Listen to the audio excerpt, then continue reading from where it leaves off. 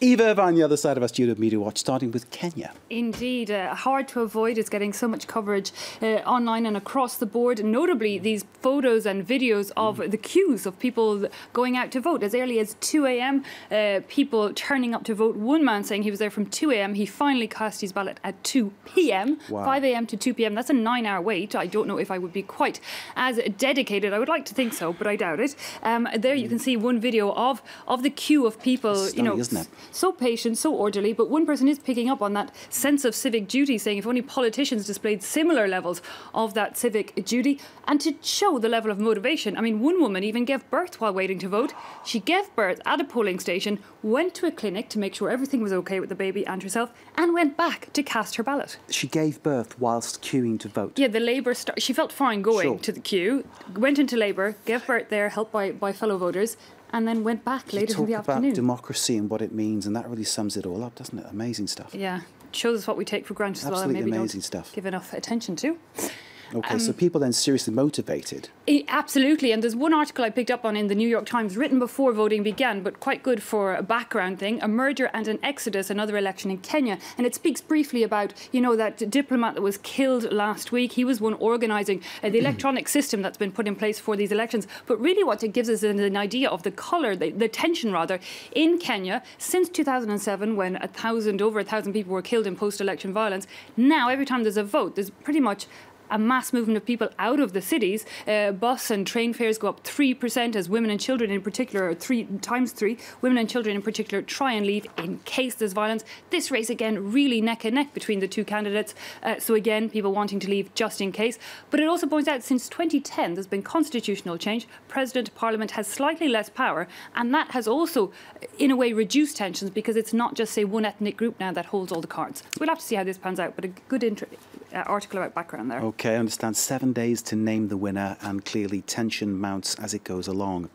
Let's pick up on your next story, which, again, is quite an interesting one, isn't it? A French farmer has, he's trending, he's going global, he's going viral because of what he's been trying to do to aid the migrants. Indeed, and all across, even in the States, Newsweek has picked up on it, saying EmmanuelMacron's France helping illegal migrants is now a crime, and one farmer is paying the price. You know, that man, Cédric Héroux, who has got 4-month suspended sentence today for helping refugees cross from that Italian border, and, you know, hiding out even in his farmyard. He says that he will continue to do such because where the state fails, he believes citizens have to take control. He does have support from some politicians like José Bové, that Green politician in France, who says that really solidarity isn't a crime, but what the French state, the way they are welcoming migrants, that is a crime.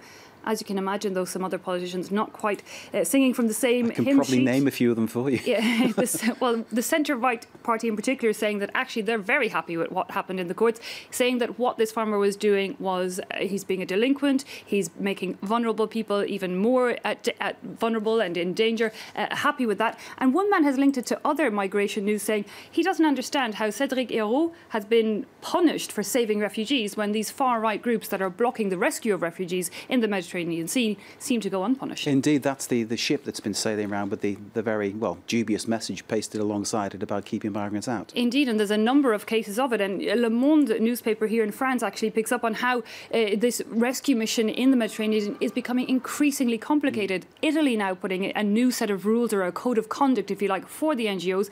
Many of the NGOs, however, rejecting it, saying that Italy wants to put police on their rescue ships. It wants to, you know, have tracking systems on them all the way. They say they're humanitarian, they've got nothing to do with politics, so they're rejecting all of that, but it's making their work once again harder than ever. Okay, can we go for a change of pace? And I use that word because it's about Lionel Messi, who's very pacey indeed, the footballer. He got married, and it turns out some of his friends are quite, well, tight. Stingy. It would appear so, Mark, at the marriage of Lionel Messi, which he actually got married back in June, but the generosity or lack of it of his guests is only coming to light now. He asked people, rather than giving a gift, to make a donation to a charity. 260 guests, and, well, one charity, in saying that in a bid to be transparent, published the amount of money it got. From 260 guests, it got €9,500. That's about €36 per person. I'm just reading there. It says present there was Ronaldinho, Luis Suarez, Gerard Piqué, And also, Lavezzi performed with Paris Saint-Germain, and Shakira. I know, in pretty wealthy bunch, right? Yeah, right. But, and I said 36 euros, but that was to one charity. They could also give money to a second charity. That rounded up to about 50 euros. So all in all, people there at Lionel Messi's wedding, 86 euros per head. However, one of the charities, Teco, didn't want to dwell on that and just thanked the couple, saying they were able to build 10 new houses. They build emergency housing, 10 new houses thanks to those donations. It did create a massive buzz over in Argentina, though. A lot of people, saying surely people with so much money could give a little bit more. Others saying, well, they do other charity work and so on and so forth. But as wedding presents go, yes, I'll let you. Bit of an own goal there, she might say, for Messi. Nice gesture, give us your final story, which I know there's much anticipation in the newsroom for this one. Top trend of the day today, all day on Twitter, is International Cat Day. And there you can see that's possibly the most tweeted of all the international cat pictures. It's a missing cat who, well, it hasn't gone very far. Take it down a bit. Let's see. Missing. And there's the... It's a nice story. Missing cat found, perhaps. But then again, it's funny. Great. Eve, thank you very much indeed. Eve Irvine with Media Watch. Kate with